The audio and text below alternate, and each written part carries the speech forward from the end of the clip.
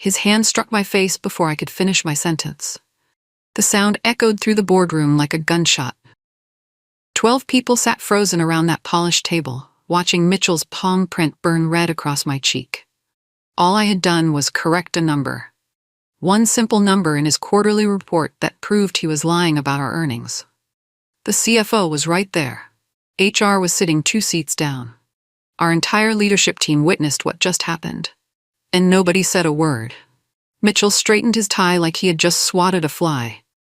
"Meeting dismissed," he said calmly, as if slapping employees was part of his daily routine. His cold eyes met mine for a split second, daring me to react. I didn't scream. I didn't cry. I didn't even touch my burning cheek. I just stood up, gathered my papers, and walked toward the door. My heels clicked against the marble floor as 12 pairs of eyes watched me leave. The elevator doors closed behind me, and I pulled out my phone. My fingers weren't shaking as I dialed. My voice was steady when she answered. "Mom, are you still at the airport? I need you to come back. Now." 28 minutes later, the conference room door opened again. This time, everyone looked up to see a woman in a navy suit walking in with purpose.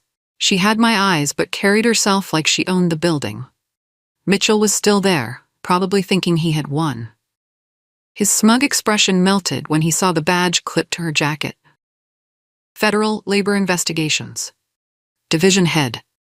"Good afternoon," my mother said, her voice calm but carrying the weight of federal authority. "I'm Agent Patricia Williams. I understand there was an incident here 30 minutes ago involving workplace violence." The color drained from Mitchell's face faster than water down a drain. He opened his mouth, then closed it again, like a fish gasping for air. "I'll need everyone to remain seated while I conduct a preliminary interview," she continued, pulling out a recording device. "This is now an active federal investigation." HR tried to speak up. "Ma'am, I think there might be some confusion." "No confusion," Mom replied, not even looking at her. Her eyes were locked on Mitchell. "Physical assault in the workplace is a federal crime. Someone want to tell me what happened here?" The silence was deafening. "My name is Missy Williams, and for 2 years I was invisible in this company. I sat in the corner office, did my work perfectly, and watched Mitchell destroy people's careers like it was a hobby. I wasn't planning to take him down, not yet anyway. I was building something bigger, collecting evidence piece by piece. Every bullying incident, every stolen idea, every lie he told in meetings. I documented everything with the patience of someone who understood that revenge is a dish best served with federal backing. See, most people didn't know about my family background. They saw a quiet analyst who kept her head down. They didn't know my mother spent 20 years investigating corporate corruption.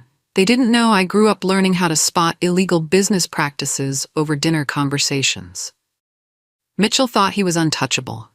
CEO's right-hand man, company golden boy, master manipulator. He ruled through fear and got away with it because nobody dared to challenge him. But when he slapped me in front of witnesses, he handed me the one thing I had been waiting for: undeniable proof of workplace violence. A federal crime with a room full of witnesses. He just signed his own termination letter. The culture at our company was toxic, and Mitchell was the poison. I had watched him destroy careers for sport. Like when he stole Jake's project proposal and presented it as his own, getting a promotion while Jake got fired for poor performance, or when he blocked Carmen's advancement because she refused his dinner invitation. She quit 6 months later, broken and defeated. He called her unstable in company emails. Then there was the time he made Thomas work weekends for 3 months straight, promising a bonus that never came. When Thomas complained, Mitchell wrote him up for attitude problems. I saw it all. I recorded conversations when legally possible. I saved emails he thought were deleted. I kept a detailed journal with dates, times, and witnesses. I even figured out how to access the security camera timestamps that would prove when incidents occurred. Mitchell created a kingdom of fear, and everyone was too scared to speak up. But fear makes people sloppy.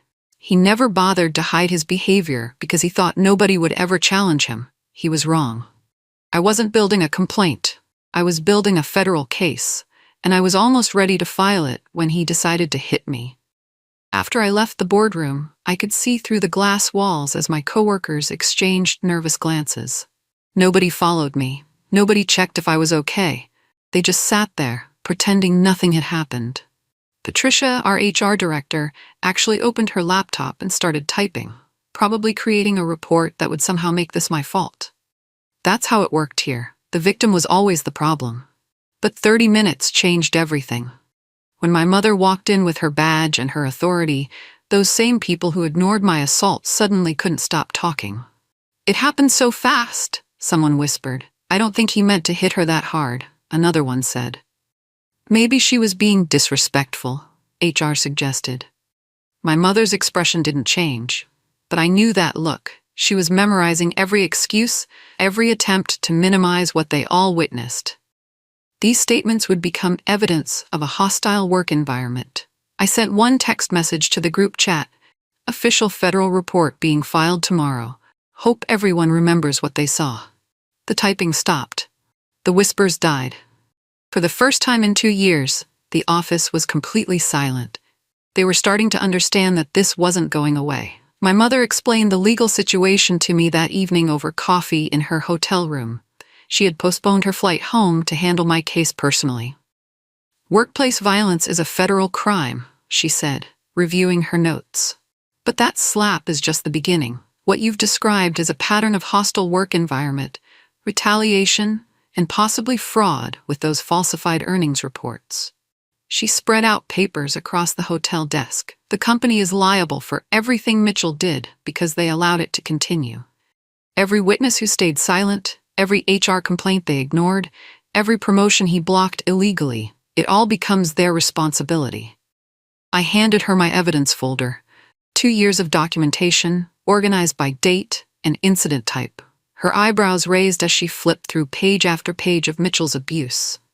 "This is excellent work, honey. You could have been a federal investigator yourself." "I learned from the best," I smiled. "Tomorrow we file complaints with the Equal Employment Opportunity Commission, the Department of Labor, and the local district attorney's office. Physical assault with witnesses? They'll have to respond immediately." I wasn't just going after Mitchell anymore. I was going after the entire system that protected him. The next morning, legal documents started flying. Subpoenas for emails, demands for security, footage, requests for employee records going back 3 years. The company's legal team scrambled like ants when you kick their hill. But they made a critical mistake. Someone in their office started shredding documents. My mother's investigation team caught them in the act through a surprise audit. Destroying evidence during a federal investigation is a separate crime, and it made everything else look 10 times worse. "They just turned a workplace violence case into obstruction of justice," Mom explained over lunch. "Amateur move, shows consciousness of guilt." The company's stock price dropped 2 points when news of the federal investigation leaked. Their lawyers were calling every hour, trying to schedule meetings, probably hoping to contain the damage. But there was no containing this. When you hit someone in front of witnesses and then try to cover it up, you've crossed a line that can't be uncrossed. By afternoon, 3 more employees had come forward with their own Mitchell stories. Each one added another charge to the growing federal case. The avalanche had started, and there was no stopping it now. The retaliation came exactly as I expected. Monday morning, I was called into HR and informed that I was being placed on administrative leave pending investigation. They tried to spin it as standard procedure, but we all knew what it meant. They were hoping to silence me by cutting off my paycheck and isolating me from potential witnesses. My company email was deactivated within an hour. My access badge stopped working. Security escorted me out like I was a criminal instead of the victim of assault. But they underestimated me again. 3 coworkers slipped me screenshots of internal Slack conversations mocking my situation. Messages like, "Princess finally got what she deserved," and "Bet she won't be so mouthy now." I forwarded everything directly to my mother's investigation team and my personal lawyer. Each message became evidence of retaliation and hostile work environment. "They're making this too easy," my lawyer said during our call. "Every action they take is just proving our case stronger." By placing me on leave immediately after I reported assault, They had committed another federal violation. The company was digging their own grave, one illegal decision at a time. My mother suggested I reach out to former female employees who had left the company under suspicious circumstances. I found their contact information through LinkedIn and sent careful, anonymous messages. The responses shocked me. One by one, they shared their own Mitchell horror stories that had never been reported because they were too scared or ashamed to speak up. Angela told me about the time Mitchell cornered her in the supply room and made inappropriate comments about her body. She quit 2 weeks later. Rebecca described how Mitchell would accidentally touch her during meetings and then gaslight her when she complained, saying she was imagining things. Most shocking was Maria's story. She had been offered a cash settlement by the company to sign a non-disclosure agreement after Mitchell's behavior toward her. She was paid $50,000 to stay quiet and never speak about her experience. But here's the thing about federal investigations. They override NDAs when crimes are involved. Maria sent me the recorded phone call where HR offered her the hush money. She had kept it as insurance, never knowing it would become evidence in a federal case. We weren't just dealing with one incident anymore. We were uncovering a pattern of systematic abuse and cover-ups. My lawyer decided it was time to go public. She contacted a trusted journalist who specialized in corporate misconduct stories and leaked carefully redacted details about the case. The article went live at 6 a.m. with the headline, "Federal Investigation Launched After Executive Allegedly Slaps Employee in Boardroom Full of Witnesses." By 9 a.m., it was trending on social media. By noon, 3 national news outlets had picked up the story. By evening, the hashtag boardroom slap was everywhere. Current and former employees started sharing their own experiences in the comments. The flood of stories painted a picture of a company culture that was completely out of control. Mitchell tried to do damage control by holding an emergency all-hands meeting. According to my sources inside the company, he lost his temper when a junior analyst asked about the investigation. "I'm not answering questions from someone who's probably too young to understand how business really works," he shouted. Unfortunately for him, the meeting was being recorded for remote employees, and his outburst was captured on video. That clip went viral within hours, with millions of views and comments calling for his immediate termination. The company's reputation was collapsing in real time. The viral video of Mitchell's meltdown changed everything. What started as a workplace violence case was now a public relations nightmare for the company. Their stock continued falling as investors lost confidence. 3 major clients canceled contracts within 48 hours, citing concerns about working with a company under federal investigation. The board of directors called an emergency meeting to discuss leadership changes. Meanwhile, my legal team received an interesting phone call. A former IT employee named Kevin reached out after seeing the news coverage. He had been fired 6 months ago for budget cuts, but he suspected it was really because he had witnessed Mitchell accessing confidential salary information to discriminate against female employees. Kevin had something valuable: a backup drive containing files from Mitchell's computer that he had saved before being terminated. Files that showed Mitchell had been systematically underpaying women and minorities while giving raises to his male friends. "I kept this as insurance," Kevin explained. "I figured someday I might need proof of what really happened here." That backup drive contained enough evidence to turn our case from workplace violence into a full-scale discrimination and fraud investigation. Mitchell had no idea his digital footprints were about to destroy him. The company's lawyers made their first settlement offer, $600,000 in exchange for signing a non-disclosure agreement and dropping all charges. I laughed when my lawyer read me the proposal over the phone. "Counteroffer," I told her. $2 million, no NDA, public apology, and Mitchell's immediate termination. Plus, they implement a new harassment reporting system overseen by federal monitors. "That's aggressive," she warned.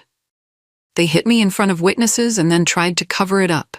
If they want to settle, they pay for the privilege of avoiding a public trial." The real leverage wasn't just my case anymore. The backup drive Kevin provided had revealed systematic wage discrimination affecting dozens of employees. The Department of Labor was now investigating potential violations of equal pay laws. A public trial would expose everything: the cover-ups, the hush money, the discrimination, the fraud. The company would lose millions in additional lawsuits and face criminal charges. $2 million was actually a bargain compared to what they would lose if this went to court. But I wasn't feeling generous. They had 2 weeks to accept my terms, or we would see them in federal court. The company rejected my settlement offer, apparently believing they could win in court. Their lawyers seemed confident that a single slap wouldn't result in a massive judgment. They were about to learn how wrong they were. My legal team spent the next month preparing for trial.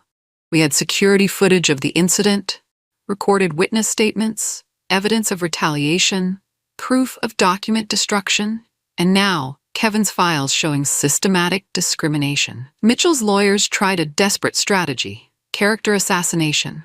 They claimed I was a disgruntled employee who had provoked the incident and was now trying to exploit the situation for financial gain.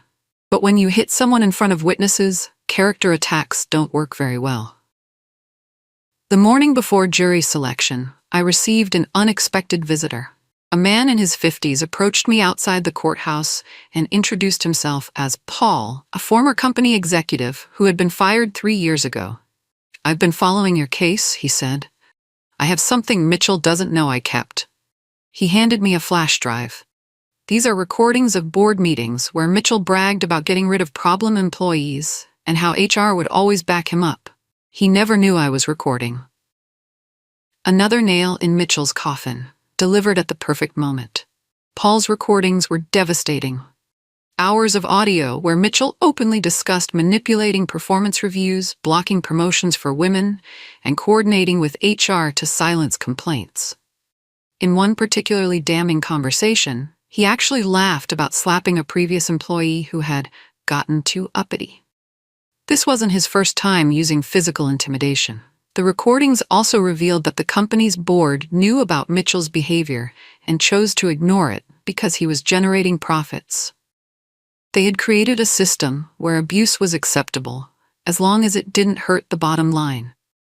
My mother's investigation team verified the authenticity of the recordings and added them to the federal case. What started as workplace violence had become a conspiracy involving multiple executives and board members. The company's insurance lawyers started calling daily, begging for settlement negotiations. Their exposure had grown beyond anything they had imagined. But I was done negotiating. This was going to trial, and Mitchell was going to face the consequences of his actions in front of a jury. The trial date was set for 6 weeks away. 6 weeks for them to panic, while I prepared to tell my story to 12 people who would decide Mitchell's fate. 3 weeks before trial, the FBI raided the company's headquarters. Paul's recordings had revealed potential mail fraud and wire fraud in addition to the workplace violations. I watched the news coverage from my apartment, seeing federal agents carrying boxes of evidence out of the building where I had been assaulted. The same boardroom where Mitchell slapped me was now being photographed as part of a crime scene. The raid triggered a cascade of new investigations. The Securities and Exchange Commission opened an inquiry into the falsified earnings reports I had tried to correct. The IRS started auditing the company's tax filings. State regulators began reviewing their business licenses. Mitchell was no longer just facing workplace violence charges. He was looking at federal fraud charges, tax evasion, and conspiracy. His entire world was collapsing because he couldn't control his temper for 30 seconds. The company's stock price fell below $5 per share. 2 more board members resigned. Their biggest client terminated a contract worth $50 million. All because Mitchell thought he could slap an employee and get away with it. Justice wasn't just coming, it was here, and it had backup. The trial began on a Tuesday morning in federal court. The jury selection took 2 days, and by Thursday we were presenting opening statements. My lawyer painted a picture of systematic abuse, cover-ups, and corporate corruption. Mitchell's lawyer tried to portray the slap as a momentary lapse in judgment that shouldn't destroy a man's career. But when the prosecutor played Paul's recordings for the jury, showing this was a pattern of behavior, Mitchell's defense crumbled. The most powerful moment came when I testified about the slap itself. I described the shock, the pain, and the humiliation of being physically attacked in front of colleagues who did nothing to help me. "How did you feel when nobody spoke up?" my lawyer asked. "Invisible," I answered. Like my safety and dignity meant nothing to them. When Mitchell's lawyer cross-examined me, he tried to suggest I had been confrontational in correcting the earnings report. "So you're saying I deserve to be hit for doing my job accurately?" I asked. He had no good answer for that question, and the jury's faces showed they didn't appreciate his victim-blaming approach. The jury deliberated for less than 4 hours. When they returned, the verdict was unanimous: guilty on all counts. Mitchell was found liable for assault, creating a hostile work environment, and conspiracy to commit discrimination. The company was found liable for enabling his behavior and attempting to cover it up. The judge awarded me $2.7 million in damages, plus legal fees. But the money wasn't the real victory. The real victory was watching Mitchell's face as the verdict was read. For the first time in his career, he was being held accountable for his actions. The judge also ordered the company to implement federal monitoring of their HR practices for 3 years and to establish a victim compensation fund for other employees who had been harmed. Mitchell's criminal trial was scheduled for the following month. The workplace violence charge carried a potential jail sentence of up to 2 years. As I walked out of the courthouse, reporters asked how I felt about the verdict. "Justice," I said simply. "Sometimes it takes time, but it always comes." The company tried to rebuild their reputation after the trial, but the damage was too extensive. They hired a new CEO, fired their entire HR department, and launched a public apology campaign. But it was too late. The scandal had revealed too much about their corporate culture. Customers didn't trust them. Investors were pulling out. Talented employees were leaving for competitors. Within 6 months, they had laid off 40% of their workforce. Within a year, they were discussing bankruptcy protection. Mitchell's criminal trial resulted in an 18-month prison sentence. He was also banned from serving as an executive at any publicly traded company. His wife divorced him. His country club expelled him. His professional network abandoned him completely. The man who had once terrorized an entire office was now unemployable and alone. But my story wasn't ending with Mitchell's downfall. It was just beginning a new chapter. Job offers started pouring in from companies across the country. High-paying executive positions, leadership roles, opportunities to build new teams with better cultures, but I turned them all down. After everything I had experienced, I didn't want to work for broken systems anymore. I wanted to fix them. Using part of my settlement money, I started a nonprofit organization called Clear Voice, dedicated to helping workers document and report workplace abuse. We provided legal resources, emotional support, and investigative assistance to people facing situations like mine. My mother joined as an advisor, bringing her federal expertise to help victims navigate complex legal systems. Paul volunteered to help with technology and security, ensuring our clients' evidence was properly protected. Within 6 months, we had helped 12 employees successfully report and resolve workplace abuse cases. Within a year, we were working with the Department of Labor to develop new reporting standards. Clear Voice wasn't just about revenge or compensation. It was about preventing other people from experiencing what I went through. It was about making workplaces safer for everyone. 2 years after the trial, I received a case that brought everything full circle. A young woman named Tracy contacted Clear Voice about harassment she was experiencing at a mid-sized consulting firm. Her story was painfully familiar. A male supervisor who took credit for her work, made inappropriate comments, and retaliated when she complained to HR. "I feel invisible," she told me during our first phone call, "like nobody cares what happens to me." I knew exactly how she felt. We helped Tracy document the harassment, connect with employment lawyers, and file complaints with the appropriate agencies. Her case resulted in a settlement and policy changes at her company. But more importantly, Tracy didn't have to face the situation alone. She had advocates, resources, and a clear path to justice. "You saved my career," she told me after her case was resolved. "No," I replied. "You saved your own career. I just helped you find the tools." That's what Clear Voice was really about. Giving people the tools to protect themselves and others. Last month, I received an email that I had been expecting for 3 years. The subject line read, "Please, I need help." It was from Mitchell. He had been released from prison 6 months earlier and was struggling to find work. His savings were gone, his reputation was destroyed, and he was facing eviction from his apartment. The email was long and rambling, full of apologies and excuses. He claimed he had learned from his mistakes and wanted a chance to make things right. He asked if I could help him find employment, or at least provide a reference for potential employers. I read the entire message twice, remembering the man who had slapped me in front of witnesses and then tried to destroy my career. The man who had terrorized countless employees and ruined lives for sport. Then I deleted the email without responding. Some people deserve second chances. Others need to live with the consequences of their choices. Mitchell made his choice when he decided violence was an acceptable management tool. Now he gets to live with that choice forever. Clear Voice has grown beyond anything I imagined when I started it. We now have offices in 12 cities and have helped over 300 workers resolve workplace abuse cases. We've partnered with law schools to provide free legal clinics, worked with corporations to develop better reporting systems, and lobbied for stronger worker protection laws. The ripple effects of my case continue spreading. Mitchell's conviction set legal precedents that other prosecutors use in similar cases. The company's bankruptcy led to industry-wide changes in corporate governance. Most importantly, workers are speaking up more. They know their rights better.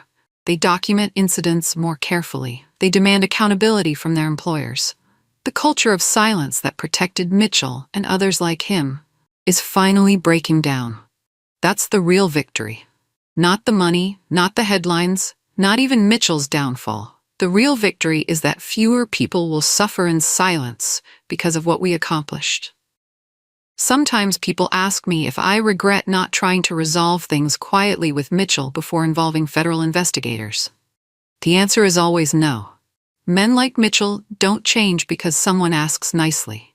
They change when they face real consequences for their actions. If I had gone to HR first, they would have buried my complaint like they buried all the others. If I had tried to negotiate privately, Mitchell would have found a way to retaliate and silence me. But by involving federal law enforcement immediately, I made sure there was no cover-up, no backroom deal, no quiet settlement that would allow the abuse to continue. Mitchell's slap wasn't just an assault on me. It was an assault on every employee who deserved to work in a safe environment.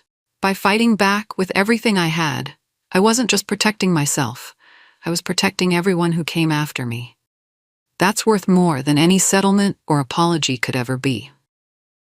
This morning, I received a letter from a college student who had read about my case in her business ethics class. She was starting her first internship and wanted advice about recognizing and reporting workplace abuse. I wrote back with practical tips.